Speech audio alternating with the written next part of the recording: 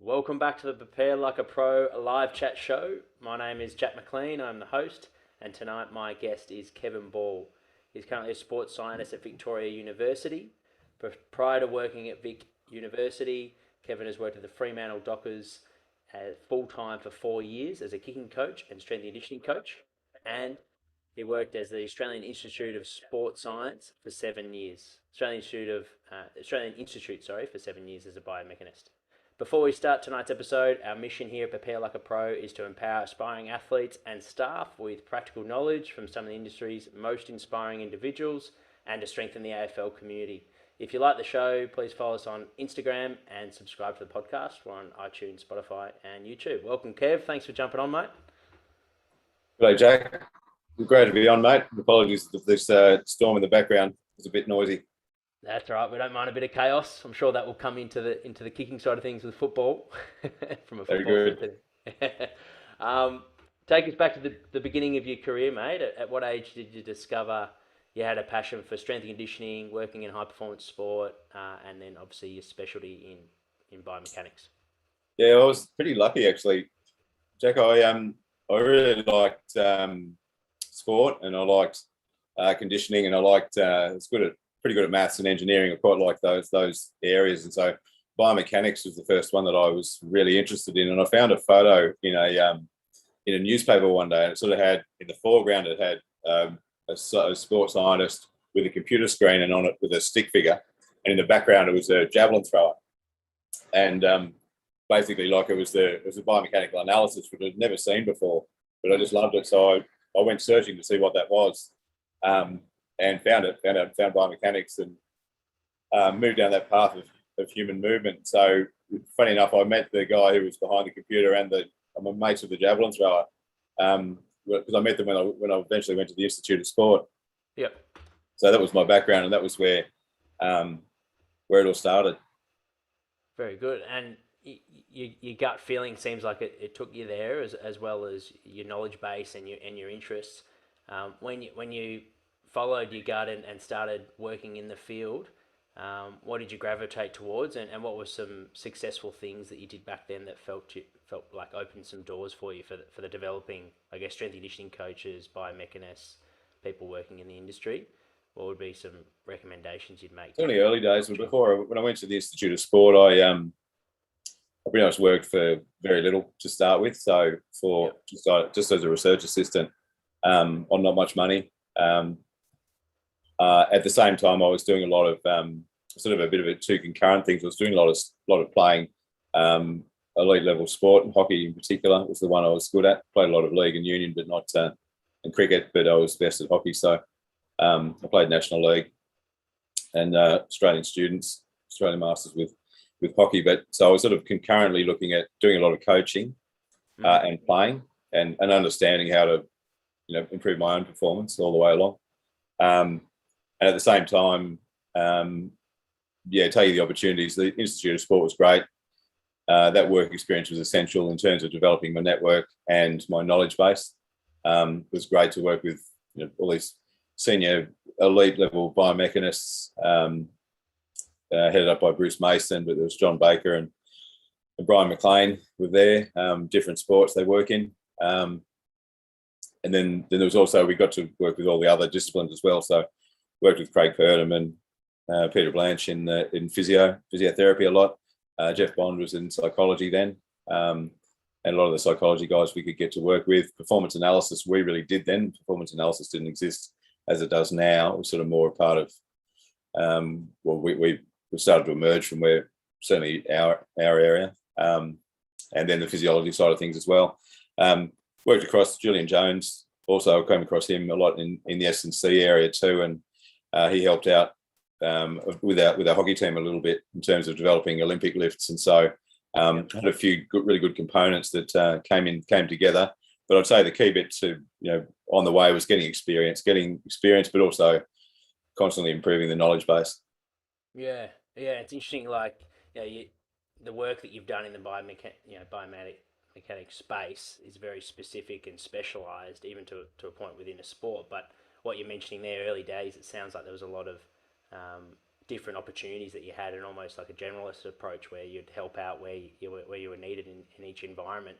Was that intentional, or Yeah, it was. It was for me. I mean, I think that was one of my key themes. Some of the questions you sent through are really good. So, and we were supposed to do this podcast some time ago, and so they've stayed with me. And I've actually been giving them a lot of thought.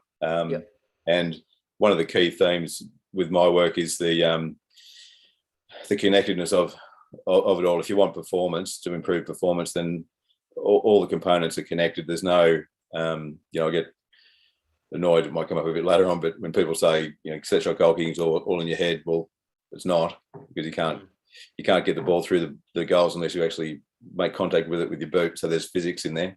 But there's a lot of different components, and there's certainly a strong mental component to it, but there's a really strong physical component. If you can't kick 50 meters, you're not going to kick a set shot from 50 meters. It's going to fall short. So there's some simple things like that, but just the connectedness of all things. They're all it all combines in different levels. So some of the players I've worked with in kicking, for example, it's been a case of conditioning. So it'll be an in the gym thing that's going to improve them without any sort of coaching, purely gym-based work to either improve flexibility or strength in a particular area, or just general strength overall. Then sometimes it's a very much a mental thing, where it's very little of anything else but the mental approach in different aspects that we use. And then sometimes it's more technical, and then it depends on the individual as well as to how they best learn and how they have learned. So being able to change them, you need to dabble into lots of different fields. Otherwise, you'll improve some, but you won't improve all. Yeah, you won't get to that sort of like realize your real potential. Exactly. Yeah, and for like the young athletes that are listening in and are wondering, okay, what can I do to get better? I need, I recognize that I probably need to get a little bit stronger. I need to get a little bit more flexible. I need to practice my repetitions and get my skill work in, and then obviously boost my confidence, like you mentioned, the mental side as well. I guess start with the physical side. What would be some common drills that you would do with young developing footballers to improve their strength in the gym and then their skill acquisition, and then maybe go into the mental side as well? How can you boost your confidence going into a game, maybe, if you are a forward? Yeah, all right. We'll talk about the physical side of things. Just a good basic strength training program is a really important one. For your sort of 14, 15, 16-year-old athletes, they're starting to develop and get stronger, even all the way through. I would say that S&C is essential all the way through. But it's a really good basic program. It's specific to kicking. The ball's in contact with the boot for 10 milliseconds, and it's you can get 1,000 newtons or 100 kilograms worth of force if you're kicking it long. So there's nothing that can quite mimic the impact in the gym. So you need the kicking part for that, but just that good base core strength is probably the one that's, I think, it's changed the most in my time. As a crucial one, and glute function, probably they're the two biggies. The other stuff was pretty good beforehand, but core has been a really important one. And it's not great. It's not. I think a lot of junior athletes coming through now, they're across core a lot more. During my time, that wasn't the coolest thing. So when I started working in 1990 with the Hawks, it was the gym sessions were something like let's say now gym session was 50 minutes weights, and then 10 minutes of 5 minutes of abs and 5 minutes of stretching. Whereas now it's sort of, and I'll say abs, now it's could be half of that might be core, or a third of that now can be core work and connecting the top and the bottom of your body, which is a really important thing. So a good basic strength and conditioning program, and making sure you connect that middle, getting your core right. Probably one of the most common physical problems with any kickers, because you kick a lot, is really tight hip flexors, and probably glutes that are either not strong enough or don't fire when they need to. So one thing we mucked around with the AFL Academy one year was that we just tried getting some guys to. So we did a pre-test, and then I got some guys doing just lots of flexibility work on their hip flexors, which is really important. Got some guys just doing some strength work on glutes. And this kind of emerged. Basically, it wasn't actually so much planned, but this is what the guys did because they, the overall program was doing both. They wanted to get both the hip flexors going and the glute strength going at the same time. Mm-hmm. And the guys who did the guys who just did hip flexor strength flexibility improved by maybe 2 degrees, and that relates to about 5 meters extra distance. So that's significant. So let's say 3 or 4 meters difference. Yeah. The glute strength guys got about the same. So 2 degrees. Sorry, reference. What's the 2 degrees for? So with the hip flexor, so how far you can get that thigh back. So in the top of your backswing. So like a 2 degree improvement. Yeah, exactly. Hip extension. Yep. If you can extend your hip more by a couple of degrees, that gives you a few more meters distance in kicking. So, but the hip flexor guys improved by a couple of degrees. So did the glute strengthening guys. But the guys who did both at the same time, they improved by about something like 8 degrees. So not even 2 plus 2. It was a lot more. So the combined work was the best way to do it. And those guys improved their distance by 5 or 6 meters, and that as just from that simple being able to get that leg back further. It's a bit like thinking about a tennis swing or a golf swing. Getting the club or the racket right back. So if you've got a tight hip flexor, it's like you're just taking the club or the racket back halfway and then trying to swing it through. Yep. Increasing your flexibility means you can get the leg back further and then swing it through, so you get more foot speed and then more distance. Yeah, that's a great visual for the listeners. That maybe even hip extension might have been S&C jargon, but yeah, getting that leg back, like you're saying, with the back swing, so you're getting more momentum through the footy, and potentially, I guess, you'd imagine you might be able to handle more loads as well, more kicking with that function, because you absolutely. That's been the reason that osteitis pubis has reduced a lot. Still floating around in bits and pieces, but it was really rampant there for a while, probably through the early 2000s, late 90s and early 2000s. But then certainly core strength was one of the big ones that reduced the injury risk, as was the hip flexor flexibility. Hip flexors and adductors, getting those guys flexible. The adductors being your groin muscles, the ones on the inside of your leg. Getting those two muscle groups flexible is really important for both, as you say, for both performance, but as you say, from an injury prevention point of view, that's crucial. Yeah, and I mean, even for the footballers that like, my kicking's in a good spot by just working on those areas that you've mentioned, you're going to improve your acceleration, you change your direction ability. So there's a lot of benefits by. Absolutely, there's a lot of. I'll look at a lot of the running actions to help me when I analyze a kick, because there's a lot of crossover, and exactly those things, range of motion that you talked about, your strength, your speed, the running on top of the ground versus sitting low, that hip control, all those things. But yeah, certainly at a very basic level for all the guys, got people listening who are trying to improve their kicking or their skills, that's just I'll say this to even the AFL guys, pretty much start doing a good core program and good flexibility program, and just draw a line between now and the end of when you stop playing. You just keep doing it.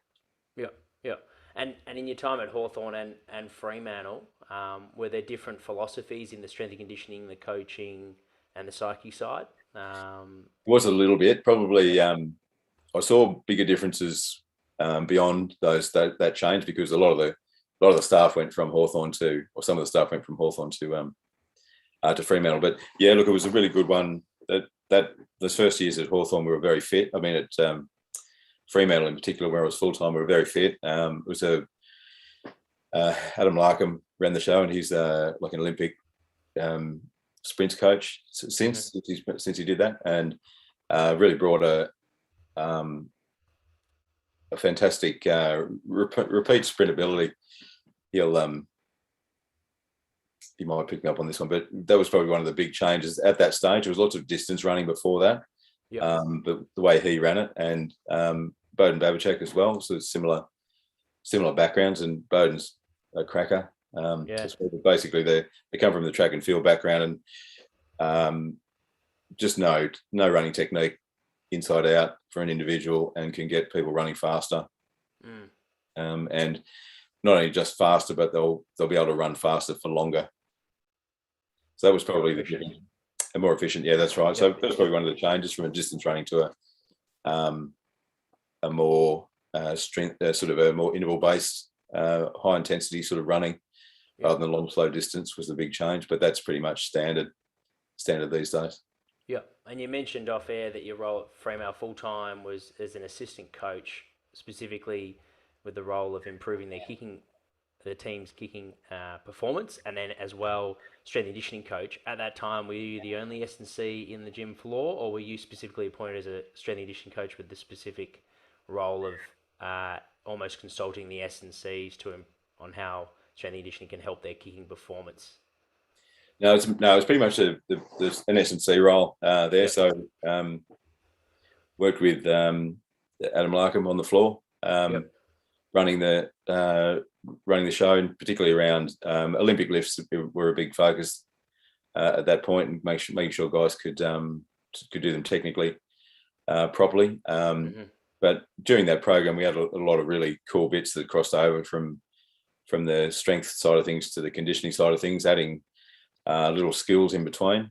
So particularly when that muscle excitation's up, when you've just done heavy squats or cleans, making use of that heightened level to then do some skills, whether that was running drills or kicking drills.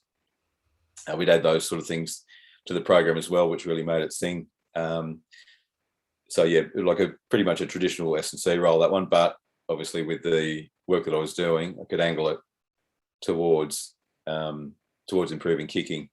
Yeah. The other thing for me personally was great because I could understand, you work closely with the players in that environment. You get to talk to them outside of the footy environment, and so you can talk to them about a lot of different things. You get to understand who they are as people. You get to understand their bodies and what their strengths and weaknesses are, or how flexible they are, how strong they are in certain movements, what they need to work on, how they're going in their personal life, which can affect the way they perform. And that combined with the coaching side of things was fantastic for me to be able to develop a good program for kicking and improving the guys individually. Yeah, you mentioned something that I haven't heard of before in the industry, where basically doing contrast training, but with kicking, with skill. So you're doing a heavy lift, and then common in the industry, you'll do contrast, so like maybe a jump or some sort of plyometric. But in this scenario, you're doing some sort of kicking. What type of drills would you be doing? Are they like punch kicks, or are they long for distance? Yeah. So that was the ones we mostly worked on. Some support leg work as well, like running faster, kicking on the run, being able to hold a higher position. You had to be careful with that one because it was, you just needed a bit more space. And the things so like indoors, like an indoor space was there where you had like a 20-30 meter. Yeah, we did. Yep. But we also had, it was where that was at South Freo. That was basically, it was, you go out the door of the gym and 3 meters away was the pitches, the field as well. So we could get out onto the ground and do that stuff in between. We didn't, experimented with that a little bit around the core stuff, a little bit around kicking, which I think was useful, just a bit practically difficult. But yeah, that was certainly of use.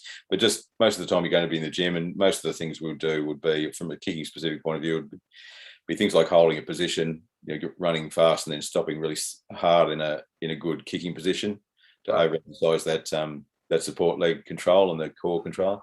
One was just laid a punching bag or a tackling bag on its side and used that to kick. So he didn't kick it anywhere; it was up against a wall. But golfers use this one. They'll have a hitting bag where they'll come in and they'll hit the bag with the club, and they're looking to get a certain sound because they know that certain sound indicates a good position for impact. So borrowing from that, the golf side of things, we try to do that with the kicking. So we're trying to get a good sound, which did two things. One, it made that foot more rigid, which is really important for kicking for distance, and actually particularly for missed kicks. Rigid foot's much better. If you've got a firm kicking foot when you kick it, you'll kick it further. But also if you do a slight miss kick, if you've got a firm foot, you're going to miss the target by a metre. If you've got a loose foot, you're going to miss it by 5. Right. Physics thing at impact, that means that if you've got that firmer foot, it'll hold its line better. So working on that so that was working on that ability to get that foot really firm. So just using a tackle bag. Tackle bag, and they're literally kicking that Yep. at power, and then are they isometrically sort of doing a hold, or is it just more? Not really. It's Range just motion? pretty much Yeah. kicking and hear the sound. So one of the things that would happen with the kicking the bag is that if you had a loose foot, sometimes it would hurt, but also sometimes it would sound different. So guys would always just subconsciously, unintentionally, which implicitly, they would get that position. Firstly, get a good contact position, and secondly, get a good firm ankle at that point. Yep. And you hear quite in the last few years anyway in the industry about sports science and the industry coaches, and especially with commentators getting a bad name in terms of reducing players kicking loads and all that sort of thing. So in your experience being in the S&C room, being in the trenches, and specifically running a kicking program and an AFL program, what would you say is a healthy amount of volume of kicks for any player once they've got the technique down pat, and they're moving efficiently, and they've got a good read of their body and all those type of things? But can you handle a fair amount of volume, do you think, over a week? If you can. They can handle more than they do, probably. I think I would also say a few things on this. I could probably do a whole podcast on the journey. It's been a big topic. Yeah. Just a few snippets from across the board. I remember talking to Eddie Jones, the now English rugby union guy, and he was a coach, and he, at that stage, he was with the Australian team, and Chris Connolly, who was our head coach, had a strong relationship with him. So he came around and spent a week with us. And I talked to him about kicking and all the things that I do, and which he's really interested in. And I talked about volumes. I said, "Oh, that's one of the challenges." He said, "Well," it was a funny one. He said, "Look, if those were my guys, I'll be just saying to the S&C guys, just go and get them fit enough so that I can do as much kicking as I want." He was quite funny. He was pretty combative about it, and which I quite liked. It was quite a good. He made a really salient point, I thought, is that and that from that, then I looked down that path, and that was the conditioning, more strongly down the conditioning path, because he was right. That kicking is just another load on the body. They put certain loads on the body, but you need to be, as I said before, it's 100 kilograms worth of force if you're kicking hard. So conditioning plays a huge role in kicking, and you need to kick. You need to kick the ball because you can't mimic that particular one. You need the background. You need the really good, strong core. You need good flexibility work. You need a really good basic S&C program behind it to be the best kick you can be. But you need to kick. It's put essentially. That's the key. The nuance, I guess, in this one is that the contrast, and I talk about this in some of the talks that I do, but I had two players at Freo, one who could kick, and I tracked all the kicks. He could kick 600, 750 kicks a week, whereas, and didn't get injured in the whole 5 years I was involved through kicking. But then there was another player who, actually I worked with him at Hawthorn as well. You'd hold your breath after he did about 30 kicks in a game, because he was really very explosive, very very tight, didn't have a lot of flexibility. And so he was at the high risk end of kicking. So there's certainly nuance that's needed in there. We've probably gone to the lowest common denominator, which is to the detriment of the majority of the squad in terms of kicking loads. But I do think it needs to be considered as a load, and you build up to it, and you need to condition it, and it follows all the same principles of conditioning. If you can't. One of the things that came up in that talk with Eddie Jones was the fact that rugby union guys would often spike their training the way that they were doing it. And I've worked with the Rebels and with the Wallabies, and also a lot of the guys in a lot of rugby league teams now. And that's the way they do it. They basically have particularly rugby union. If the kicking coach, the Australian kicking coach came along, then they'd be ticking along at maybe 50 kicks a week, let's say. And all of a sudden they do 300 because he'd be there, and so they do two or three huge sessions, and it was invariably you get injuries. So important to be able to condition for it. Important to do it. You've got to do a lot of kicking, but you've got to build up to it. You can't go out in the paddock first day of pre-season and do 300 kicks in a session. You'll be sore for a week, and you may get injured. Just need to build up.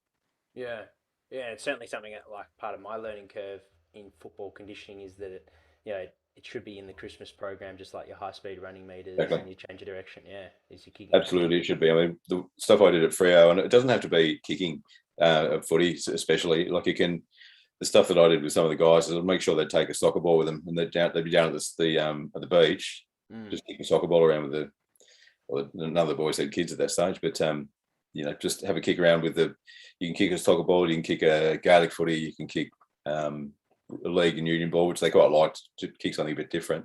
Yeah. But just to get that, mimicking that impact is really important, because otherwise you get 2 weeks of off training, and that's been a big thing. And it was always a big thing coming back. We'd always invariably lose the first couple of weeks in kicking because we had to start again almost. Yeah, hadn't been kicking for a couple of weeks, so we had to go again, had to get that impact. But impact was the key. So just do that however you want. And so they don't have to go away, and if they want to, that's great, keep kicking. But it doesn't have to be those, kicking a Sharon all the time. Just as long as you're making impact, you're getting that impact. Mm-hmm. Yeah. And you mentioned the individualization and how some super resilient, you could do almost as many kicks as you want, double what the normal group is doing on average, and they can handle it over 5 years, no worries. And then someone else, can't do not even close to what the group's doing, or otherwise you're starting to twitch, and an injury or experiences show that injuries that are going to pop up. Well, apart from injury history, you mentioned explosiveness and being tight. Were there areas that you, after a few years of recognizing these traits, that you could sort of prevent someone that could start to handle more load, or is it almost? Yeah, absolutely. Yeah. No, it took a few broken eggs to figure this out too, by the way. So it wasn't all smooth sailing by any means. Yep. And there was, that you don't know the limits until you tip over them. So because there were a few guys that got injured because they either did too much or they spiked. These things are stemmed from the numbers, but certainly probably the big indicator would be, from an injury point of view, just tightness around the hips. That's probably the one red flag that is. I haven't seen too many guys. They can be hyper flexible and get injured, but there's not too many of those around the place. It's usually a tightness thing that's a problem, and a lot of guys actually kick better after they got injured, because what had happened is they'd reduce their across the board their loads of everything, and then they'd start to build up again. But it'd give themselves time to reset the hips and be a bit more flexible. But just a crucial one to keep the hips flexible. So hip flexors, that's your rotators, glutes, any of the muscles that go across the hip. It's probably the major indicator. There's a few more technical things that I see too around pelvic control during the kick, which takes you can see it on a high speed video more easily than with the eye. But that's what I needed to do early days. In early days, I learned a lot of this stuff from high speed video or from a biomechanical analysis, but then was able to train myself to be able to observe it. But pelvic motion during the kick is another biggie.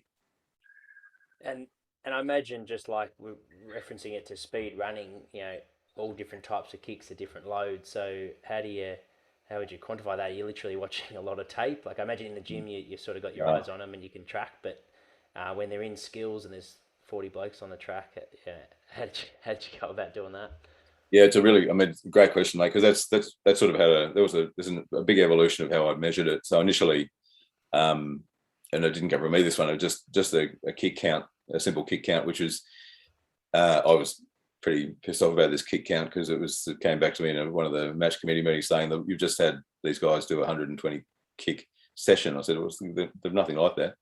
But then I found out that, beforehand, they counted the kicks they did beforehand, and these are the ones that were only over 5 meters and just kicking while you're talking about what you did in the weekend. So there was about 40 of those. That was an issue in itself, that these lazy 40 kicks I got rid of, because they were actually detrimental, not from an injury prevention point of view, but from a skill point of view, that they're wasted kicks, and that they use so much volume of them, and they actually, bad habits crept in because these lazy kicks would creep into game. So we eliminated that after this count.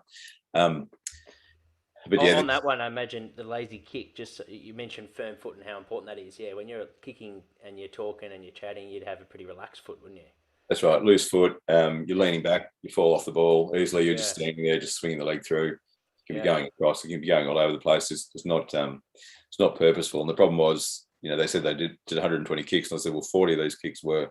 So a third of those kicks were these rubbish kicks, and so a third of the kicks that they did in any one day were not more than wasteful. They were actually detrimental because the negative skill transfer could go through.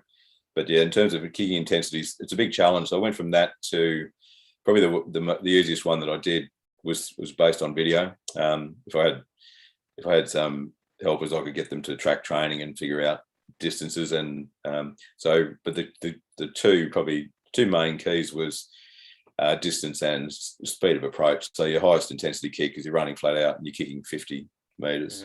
So you can kick 50 meters off a step, and that's a lot less load on the body than a flat out kick on the run.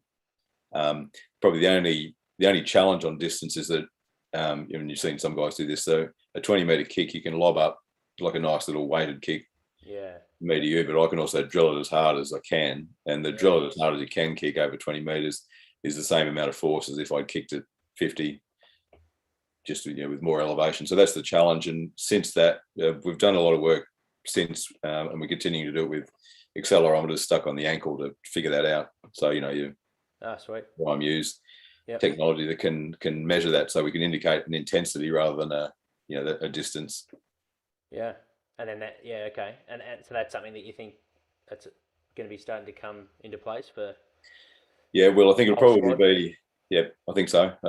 We can stick something in the boot eventually, which will be really handy to indicate that, so that you can just come off the track and know what sort of load you've done. But I think my thoughts are for the juniors training, a kick number would be is suitable for that, to knowing what you're doing, how many you're doing. But probably that's the other point I made from that is be mindful of the kicks that you do at the start and the end of training. So the end of training ones are actually usually good because they have a kicking contest at goals, and that's fantastic. But the ones at the start of training, make use of them. You don't have to do specific. You can do some specific work on stuff you need to work on. I made up a lot of games, good fun games that we could play in that time, so it would be more useful.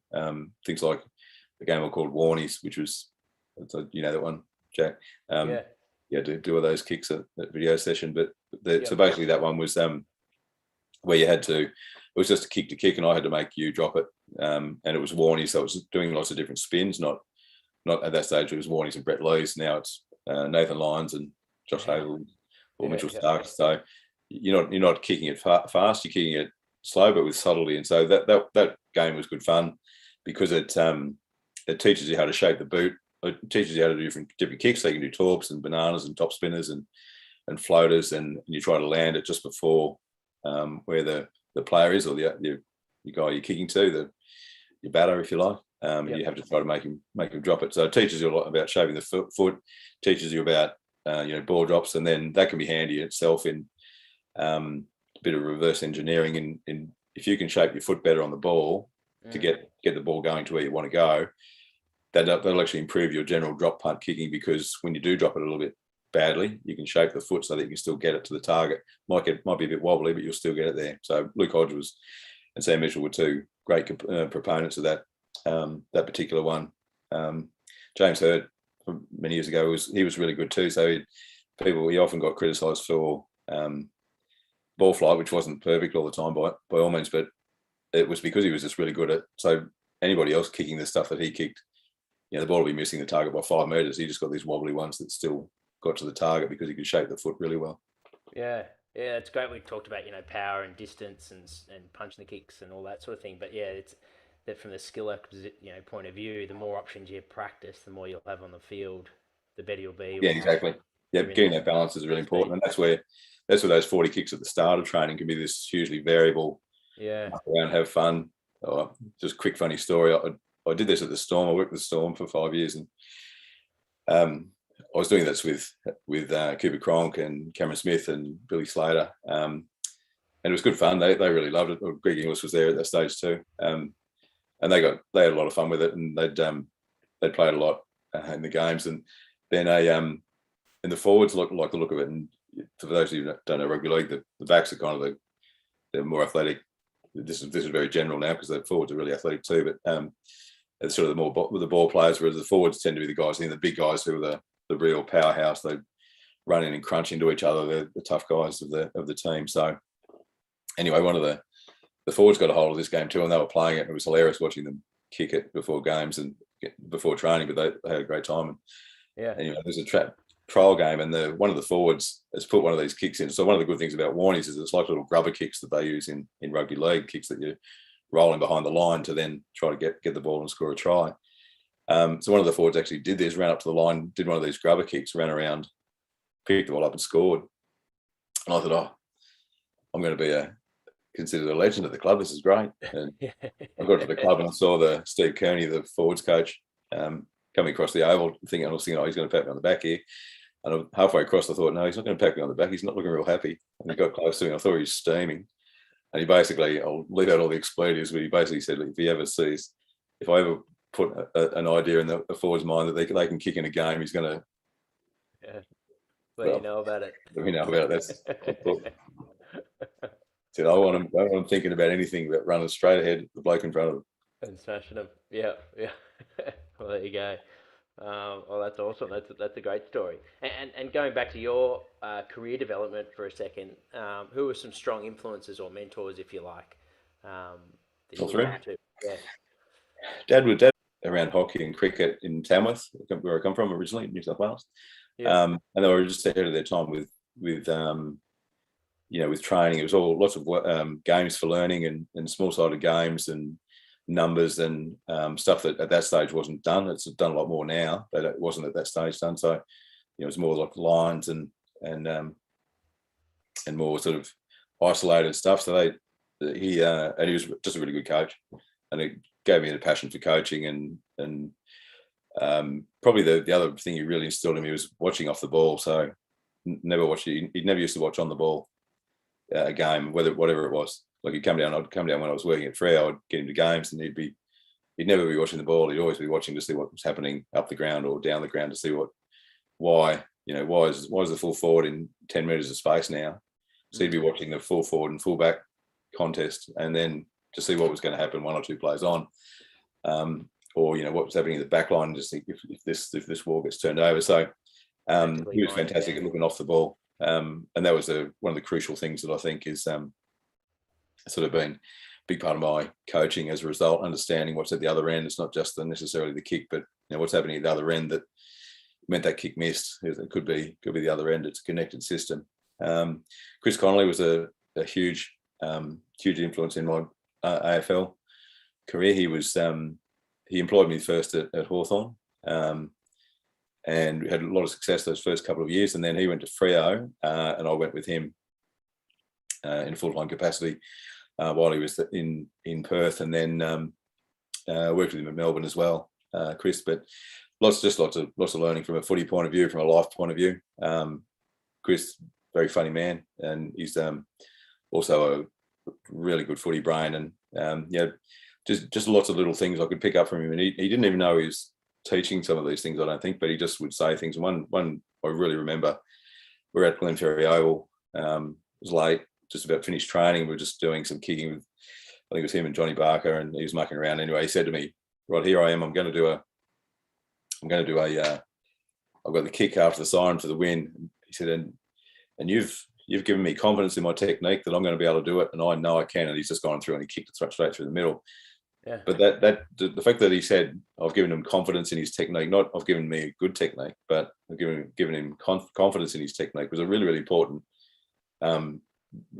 different angle to what I was thinking. So certainly, and with good technique comes good confidence for sure. But then making sure that people get confident in what they're doing is such a crucial thing. And it's certainly a case of, if you've got good technique, then you'll be more efficient. It's pretty simple. But being confident in that technique is really, really important.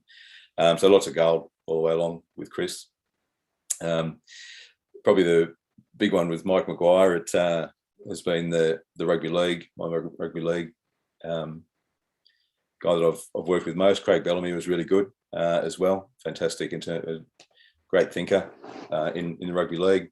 Mike Maguire I worked with at the Storm and at the Rabbitohs, then at Wigan and in the UK for a couple of years.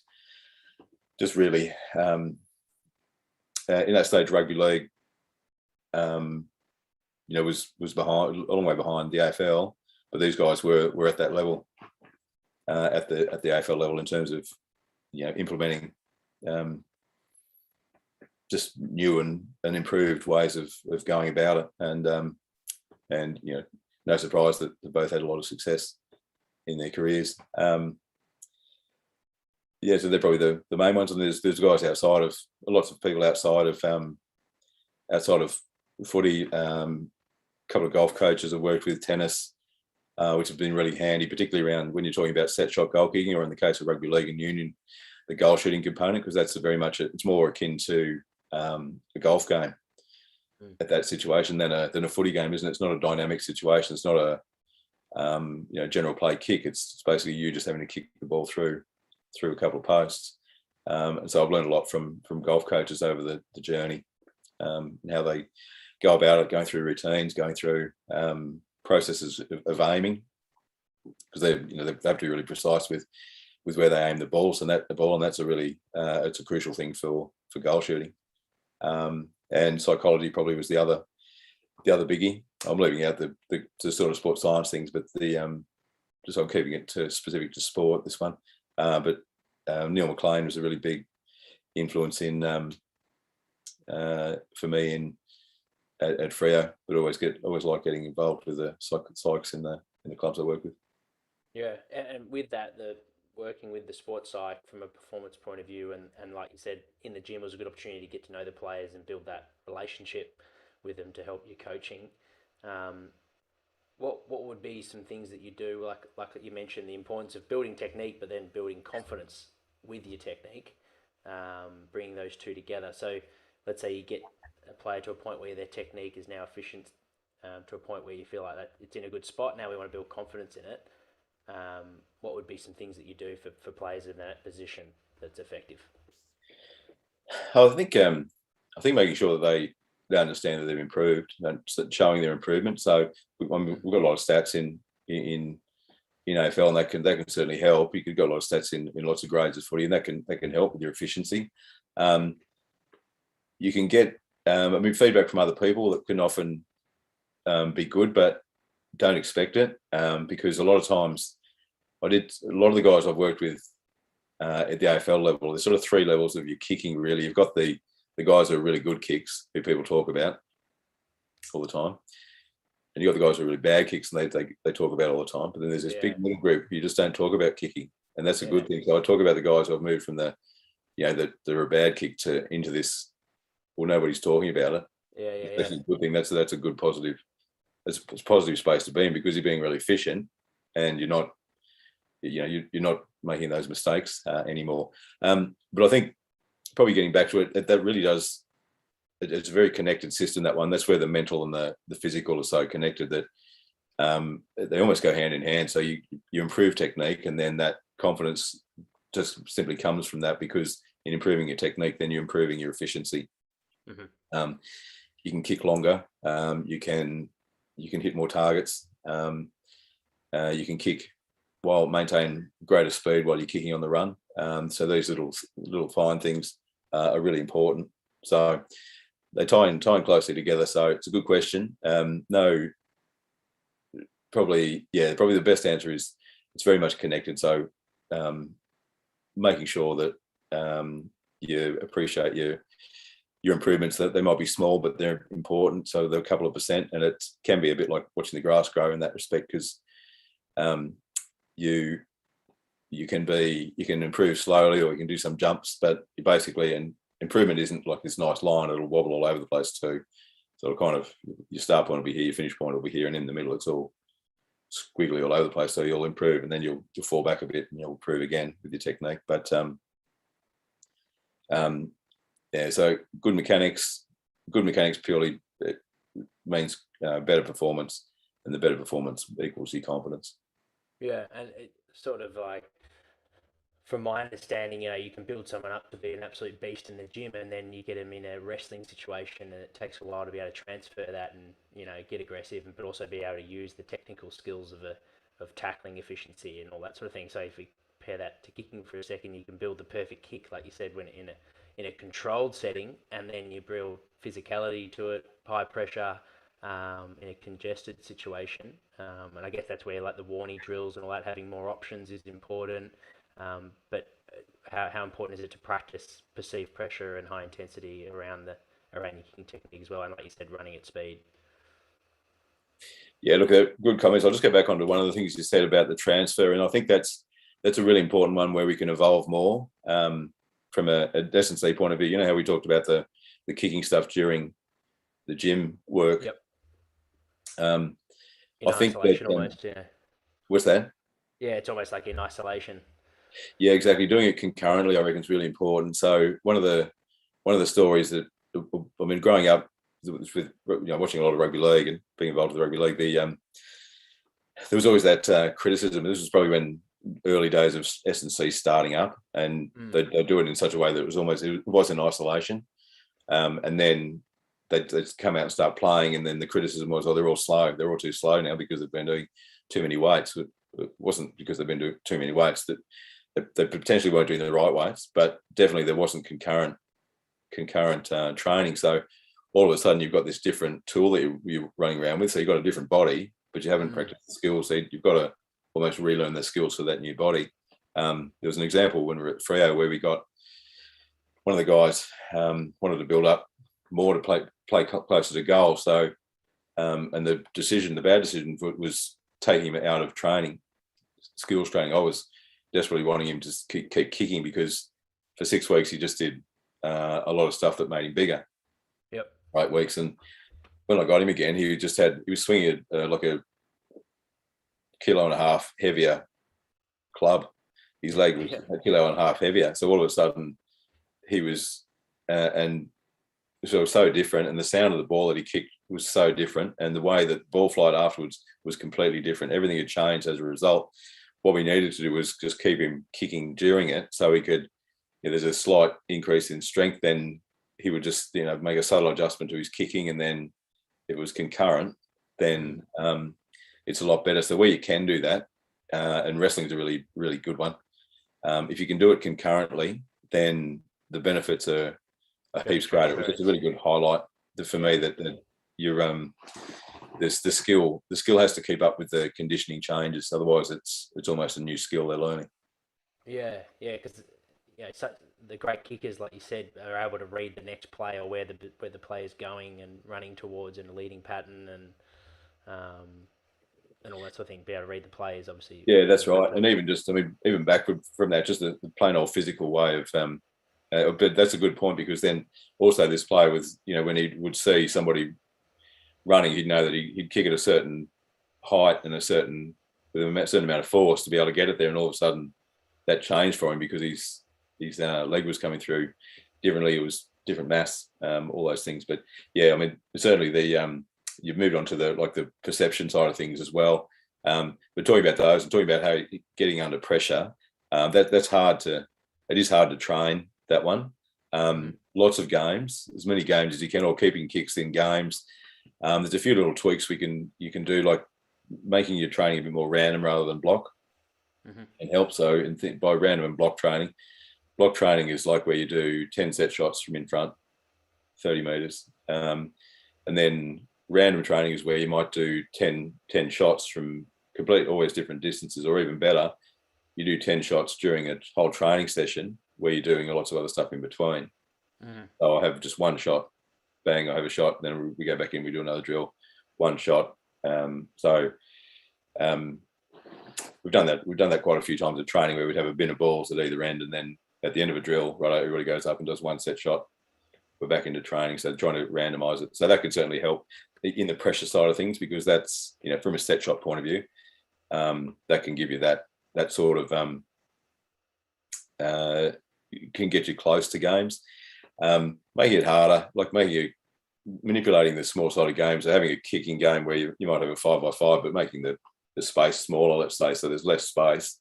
such that you have to get the ball away quicker, and you can have sort of two small spaces, so you need to kick to the different spaces. That can help, that can improve you. So it's sort of more time pressure usually than physical pressure, because that training you're probably not going to get smashed. Yep. But it's a good one. Time pressure is one that you can do safely.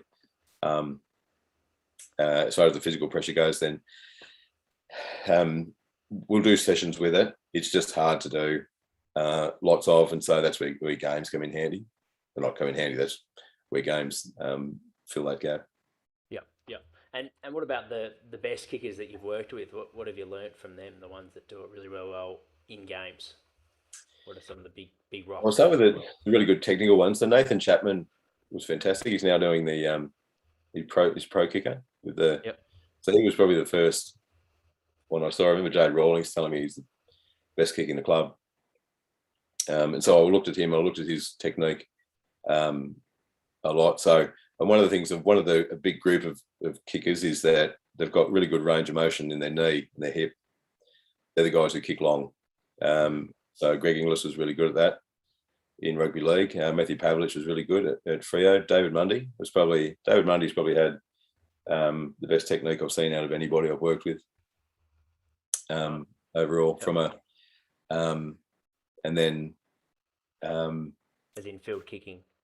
Yeah, just a general, just technical kicking that without the where to put it. I mean, as far as the general play kicks, there's so many good kicks that are really efficient. So most recently I worked with Geelong, and you've got Joel Selwood, who's just a really efficient kick. Menegola is really good as well, got a really good technique. Probably Tommy Hawkins, fantastic with his set shots. Gary Ablett was just amazing. He was probably the complete package.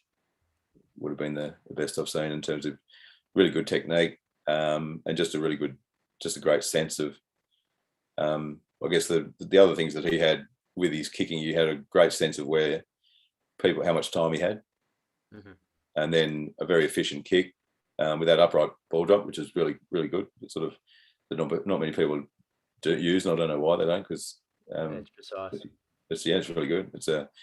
It reduces your margins of error in a lot of in that ball drop space, and he had a wonderful sense of where to kick the ball to as well. Just had he was really good. I would say probably across the board, that every kicker, doesn't mean any kicker that I've worked with that can't improve anywhere. There's always certain areas they can improve, whether it's set shot kicking, or some guys are a lot better on the run than off a step. Some guys are better longer than shorter. Some guys might struggle to run fast, kick slow. So I remember developed some drills around that with Lids at Richmond, where he'd be running really fast through the middle, and then they'd just put an extra man in defence, and they would sweep and kept getting his kicks where he was going to. So he had to develop this short kick where he could drop the ball over the sweeper or over the spare man and drop it into the space in behind. So developing those different kicks is really important. But the attributes of a really good kick is good awareness, good spatial awareness as to where they are, good technique. It's really important. And I should say, I probably haven't emphasised it enough. There's no one technique for all. It's a very individual. So I've got one of the earliest days sessions I had Aaron Sandlands and Peter Bell in the same kicking group.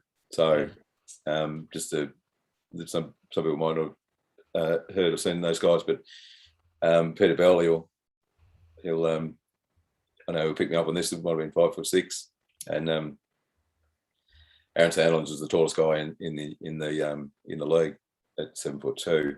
I haven't been able to convert those.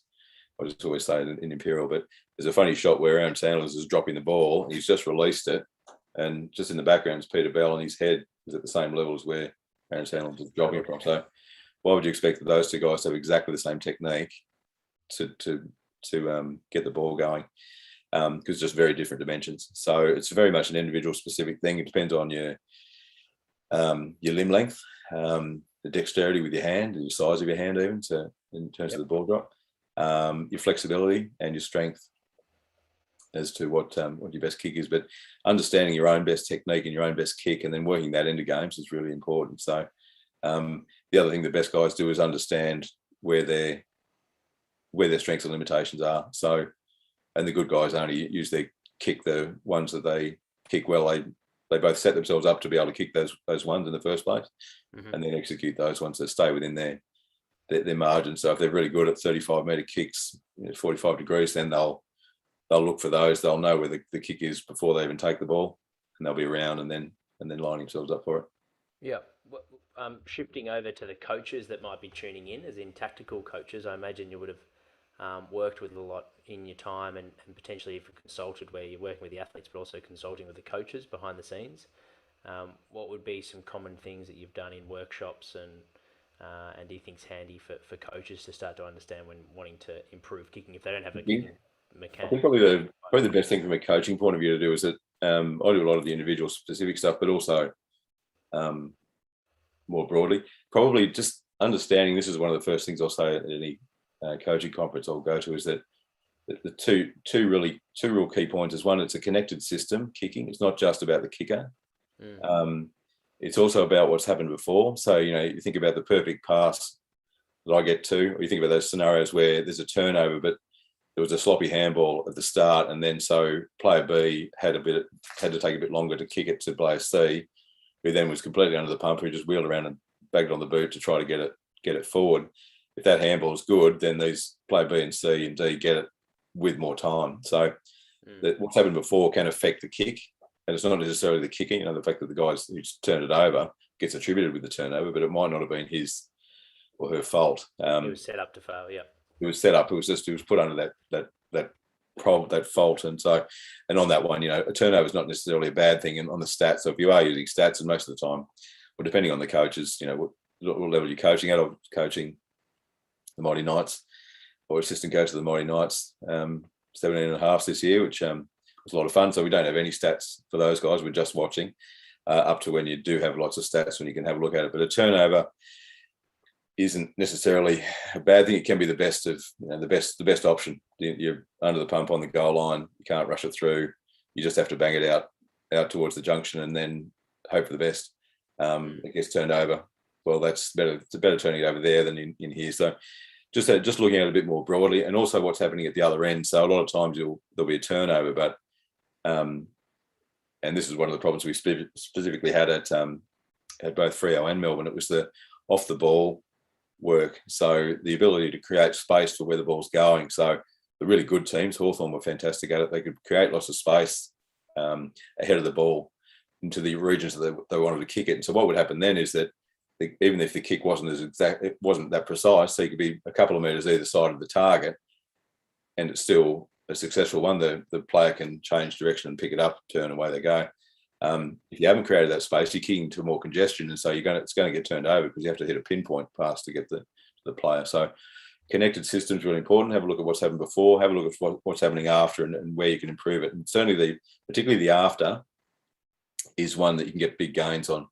So just making better space up forward, or where you're going for the ball. So give yourself that margin of error for the kick by having more space to the guy you're kicking to. You still need your precise kicks, but that can certainly improve it. Probably the second one, so there's the turnovers, the connected system. I'll probably just from a general point of, this is more of a general coaching point of view, is I'll talk about the coach's toolbox being really important. And just to do the analogy, well, you're walking around home, you got a hammer, and you're walking around the home and you find a nail, and you go bang, nailed, got it. No, I said nailed it. Just want to avoid that one. Bang, got it. Found another nail, bang, got that one. Found a window, bang. Oop, that didn't work, did it? So, and we've all had. Well, the reason I say the hammer is because there's a lot of, we've all experienced, I'm sure, coaches that had a hammer, and that was all they had, was a hammer, and they'd hammer away. It just doesn't work. It's not. You need tools. You need a good coach's toolbox, because the hammer is undoubtedly going to work at times, and it's undoubtedly going to work for some players, and for some players it's going to work. It's going to be the one that you use all the time, but not everybody's like that. So for some, you just need different tools for different players for various reasons, different personalities, different. They've got different things they need to work on. So some things are just simply effort based, but then some things are real subtle, a lot more refining skill based, and you can't have the sort of the gung ho, go 100% at it to fix those. So develop your coach's toolbox. There's lots of different ways to get the result that you're after, and you just need to develop your toolbox, develop your skills as a coach to be able to have different skills to try to apply to a kid or to one of the players you're working with, to find that spot. And one of the tools which you just mentioned before is getting rapport with the players, because you've got to get. I think probably I would say, and just to speak to a point outside of what the question was, but people often say to me, when somebody's 23, you can't change their technique. And so that's completely wrong. And there's lots of examples of where people have changed technique. The older coaches, Dennis Lilly, famous Australian fast bowler, had dreadful back injuries and had to completely change his technique to come back. And he came back successfully. Tiger Woods has changed his golf swing 6 times. Yeah, wow. And this is at the peak of his power. And there's all these guys. I mean, I worked with some guys who work with prosthetics, and we're getting these returned soldiers coming back from Afghanistan who had to completely relearn they had to learn how to walk, had to develop new skills to be able to walk again, because they lost a leg with a landmine or something. And all these people are doing it. The key bit there is buy-in. And I always say, if somebody's got buy-in, I'll be able to change their technique. If they don't have buy-in, it doesn't matter. It won't happen. Getting that buy-in is so important. Yeah, and being able to deliver purpose, like you said, so that what are they trying to change it for, and understanding their why, and for these players, whether it be injury prevention, but some it might be just to get 1% better with their performance. Yeah, exactly. That's right. And so I've had a lot of changes of technique of guys kicking from AFL guys who were in their 30s because they had to, because they were. Right. And part of that technique changes. Part of it's a strategy change, finding where their best kicks are, and part of the technique change is more what's happening before the kick, as in when they're getting the ball, they're angling their body so that they're going to get into a kicking position earlier, so they've got a little bit more time to be able to kick. Yeah. But they're subtle changes, and so most people wouldn't see the change. And so that's why that's part of the reason that it's considered that you can't change. It's certainly harder, and it has different challenges, but it's doable. Yeah, and like you said earlier with Deledio, it can be quite contextual almost, or situational for their game on what's the opposition doing to disturb their performance, and working out how to combat that. Yeah, exactly. So understanding that one too, and I think a lot of coaches have a good. I think just going back to the coaches have got a lot of different strengths as well. So coaching to their strengths can be good too. Finding the guys who that you can most improve. So for me, obviously there's a strong technical component, so I'll do that. I always used to work closely with one of the other assistant coaches from the game smarts point of view, because we wanted to connect. So at Melbourne, that was Kelly O'Donnell. I worked really closely with, to Josh Marnie and Scotty West at Melbourne, and Sean Wellman was there at that stage. So those guys, but we just sort of work together in terms of improving the player. So having that combination was where it really made it sing, that program, because we needed both. You needed we could hit all bases. Then we got the technical stuff, we got the situational stuff, and then we're both across the personality aspect of the player. And you mentioned accelerometers in boots, and potentially that's where we're going to start to move towards. It's a bit of a watch this space. It makes a lot of sense, and it'll be really exciting to see that come.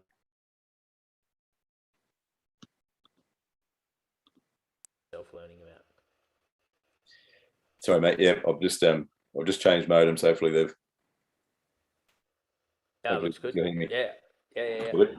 Yeah, I can hear you fine. Yeah, great. Yeah, so certainly that technology is going to help. There'll be a lot of different things that could emerge that are going to help, I think, and they'll help in different ways. So a lot of them might not directly be, the player. It could be, in fact, a lot of them could be independent of what the player's own understanding. It's the coaches or the S&C coaches' role to understand that and then modify accordingly. A bit like going to the doctor, you don't want to know all the stuff that it's not wrong with you, but you just want to be fixed. And so I think a lot of that stuff, because there is a lot of information there, and that's part of the challenge with technology in the space that both myself and you work in, Jack, because there's a lot of information there that we've got. How to one of the roles of the coach or even sports scientist, or probably the sports scientist or the S&C coach at that level, is understanding the data and filtering through what's important. So getting rid of the stuff that's not important, and then delivering what is important, and finding that quickly and easily, and made it to be easily understood, because that's passing it up the or along the chain, if you like, to then for people to making decisions, so they can make more informed decisions at that next level with that info. I think the technology will improve, and that'll be certainly good. We've mucked around a lot with there has been a lot of mucking around with ball tracking as well. More recently, we're doing a lot of stuff with FIFA in the soccer space to looking at trying to improve ball tracking. So there's a number of providers. They've got sort of some of them have got chips in the ball. Some track just with lots of video cameras. They're tracking the players and the ball with video cameras, and so we're validating a lot of that stuff. That'll be really good stuff moving forward as well. I think that's probably being able to get things like ball speed, simply ball speed, would be a fantastic addition to the coaches' ability to have feedback from an individual development of an individual kicker, because the ball speed stuff is the key. It's pretty much it tells you how far the ball's going to go. The faster the ball speed, the longer the ball can go. So that's the thing. And we can use that distance, but that'll be, certainly from my point of view, that's what I'm most looking forward to, being able to have something that can get ball speed as they do with golf. Golf, they've got the systems. I don't know if you've seen them, but you can pretty much it's an easier prediction because it's a stationary ball to start with, but they've got all these systems now where you can hit the ball and it can predict where it's going to end up. Awesome. I'll watch this space. It's exciting. We'll start to wrap up, mate.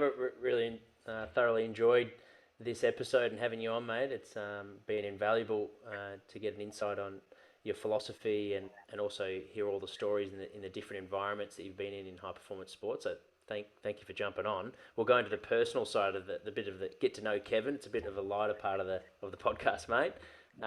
First one is, which movie or TV series has impacted you the most, and why? We can throw in book as well if you want. I was thinking about this from the questions before. Funny enough, the coaching one is Ted Lasso is the most recent one. I really like Ted Lasso. I don't know if you've seen that. I haven't. He's about an American, I think, football or basketball coach who coaches one of the English Premier League teams, and he's basically got no idea about soccer and no idea about not much idea about England, but he's a learner. But basically, I really like that. I found it's quite inspiring because he was a learner. He was green. He always wanted to learn. So even at that level, which is one of the sort of, which I really liked. There's a really good scene where he's playing darts and tells a story about how that's one of the good things about him, is that he might seem a bit dopey, but he's green. So that was a good one. That was one of the most recent ones that I've liked, and we've had a bit of time to watch a few series. Yeah, absolutely. Yeah, we have us Victorians, that's for sure. I'll note that one down. That's on the list. Favorite inspirational quote or life motto? I probably got it. Just that one. Stay green. That's what I really like. This keep searching. I've always liked the coaches I've most enjoyed working with are the seekers. So Chris Connolly, Mike Maguire, Craig Bellamy. They just keep seeking. They keep seeking the next thing, looking for what else can improve. What can we do? So they never chuck always looking for different ideas. So stay green, keep learning. Yeah, like that. In your work life, what makes you angry? What are your pet peeves? Oh, that's right. That's what got me fired up when I saw this question.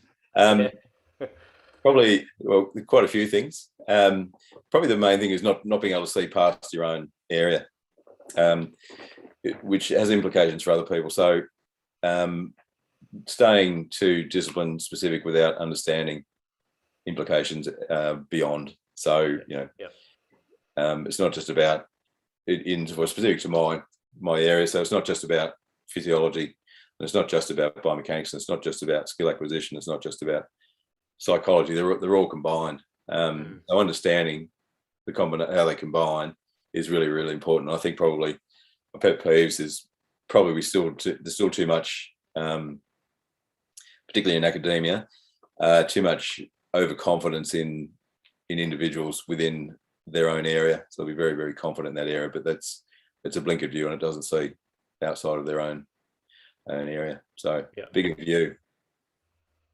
Yep. And your favourite way to spend your day off? Oh, there's a few things. Got into boxing since we've been locked down, so that's been good fun, good fitness. Play a lot of sport with the boys, still play a fair bit of hockey. But I think if I wanted to kick back and do nothing else, then fishing. Fishing, on the river or boat, fly fishing. What's your favourite style? All of those. Probably the more out on the fishing kayak at the moment. It's the most common one, catching King George whiting in Western Port. Oh, how good! And this is a COVID-free world for the last one. Favourite holiday destination? Spain. Spain without a doubt.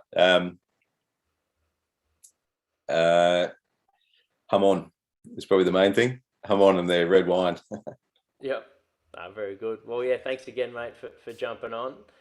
Thoroughly enjoyed this chat, and thank you for sharing all your experiences and providing practical tips for developing footballers, coaches, S&Cs, and like you said, how important it is to have an integrated approach for when working in high-performance sport. So, thank you so much for coming on, mate. I definitely got That's great, mate. Love your work, Jack. What's on the horizon for you for 22? 22. Well, hopefully we'll get back into the footy stuff for me is less at the moment because of the salary cap. I mean, the footy department spend. So I'm doing work with more individuals in a couple of NRL guys and a few of the AFL boys, more individual-based stuff. Probably from a work-based point of view, we need to get back over to Europe again with our work with FIFA, tracking, validating the player tracking devices that we've been doing for the last couple of years. And last year, the big challenge was doing it remotely, where I was up at 3 a.m. on an iPad watching testing going on in Etihad Stadium in Manchester, making sure everything was right for us. And turned out it wasn't, so we've had a fair bit of work ahead of us. So, but hopefully getting back to a bit of travel and conferences that aren't 2 a.m. Yeah, absolutely, mate. Yeah, fingers crossed. A bit of normality for 22, but it all sounds very exciting.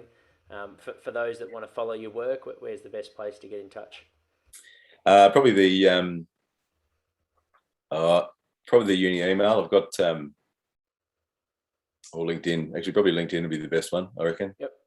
Maybe to pass on details for that one. It's that'll be the best. Yep, I'll add it in the show notes. Thank you for everyone that's tuned in, and I will keep you in the loop when we have our next episode. It'll be next Thursday at 8:30 p.m. We'll post it on our Instagram. But thanks for everyone for tuning in.